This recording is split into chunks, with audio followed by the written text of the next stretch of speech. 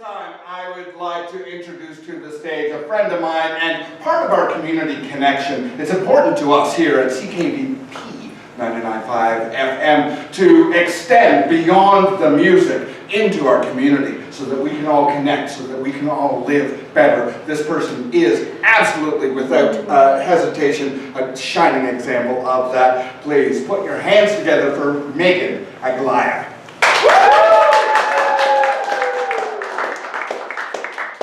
The title is wrong, but the person is right. Hi everybody, my name is Megan, and I'm going to talk a little bit about two things that I love. One of those things is worms, and one of those things is queer history. Alright,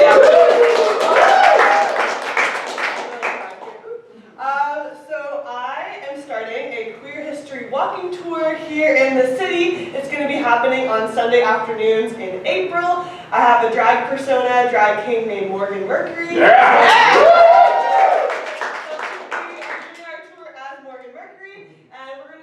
About lots of different things related to queer history in the city, some queer people that live in the city, some different queer activism that happened in the city, different queer bars that were in the city as well. So I'll just give you folks a little taster of what is going to be in the tour and some fun facts that I've learned so far in doing this tour.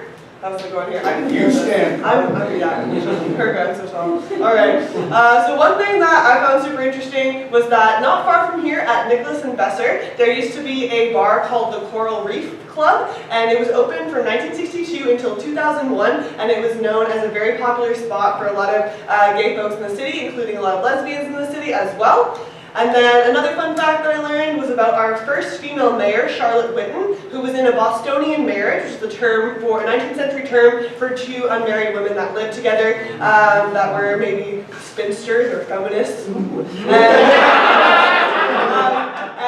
they lived together until her partner Margaret's death in 1947, and Charlotte Whitten served about 15 years as mayor of Ottawa, served 4 terms, so it was a pretty big political figure here in the city, and her relationship with Greer lasted all of Greer's life, and since they had met together at the University of Toronto in 1920s, and so they both lived here, and it's said that they're best friends, maybe they were roommates for sure, but I'll just read a poem that was found, or that was written by Greer to Margaret. By Margaret Greer and to Charlotte Whitten. And this is maybe, so you can make up your own mind about this, but this is one of the things here. Okay, so this was by Greer to Whitten while she was away on business, which is often. Just 2 nights gone, I'm so lonesome I could cry whenever I stop to think for a minute. Oh, Lowry dear, I'm just about crazy all the time you are away from me. Cute, kind of cute. And then this one's kind of sad. This was written after Greer's death in 1947 by Whitten. Oh, Marty, Marty, Marty, how can I go on? Ours wasn't love, it was a knitting together of mind and spirit. It was something given to few of God. Wow. So gay? Awesome. Yeah, that's what happened. They loved each other. And so that's a little bit of what you can expect on the tour. We're going to be walking from Dundalk Park all the way around, kind of down Bank Street, going to City Hall, Confederation Park, and this was developed as part as well of this Unpacking the LGBT Purge Youth Summit that was held by the Canadian Centre for Gender and Sexual Diversity that I was lucky to be a part of, and so also talked a lot about the history of the LGBT purge that occurred from the 60s to the 90s, and it was a policy by the government to not have LGBT people working in the public service, so very relevant to Ottawa as well. So definitely something to learn about, and that also was talking about the fruit machine, which was a machine that was created to try to determine whether people were homosexual, and this was created by a Carleton professor called F.R. Wake. So learn about that as well. So you can go to at the Morgan Mercury on Instagram to find the ticket link, and there's still some spots available for Sunday afternoon. So you can also come talk to me after this as well. And now I'm going to talk about something else I'm super excited about, worms, as I mentioned.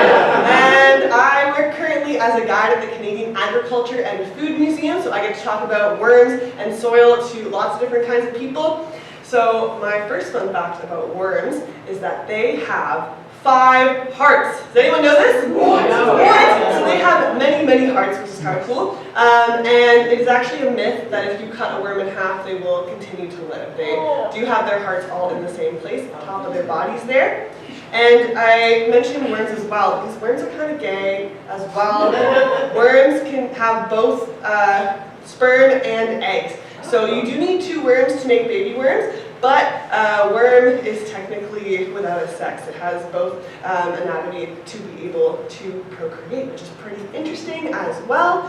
And worms are also not native to North America. So worms are European, and so they're a great decomposer. They're a generalist in terms of being able to decompose lots of matter. So if you're vermicomposting, which means composting with worms, they're great for doing that.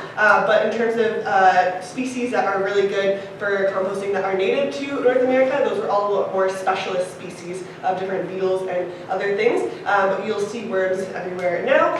Similar to other things that we maybe see very commonly, like daisies hanging out too. So that's something about worms that maybe you didn't know. And if you are interested in learning more, definitely come and ask me. I have pictures as well that I took of at the farms, because I was like, ooh, maybe people want to see. So that's a little bit about worms and also Queer History Walking Tour. So thank you so much for having me.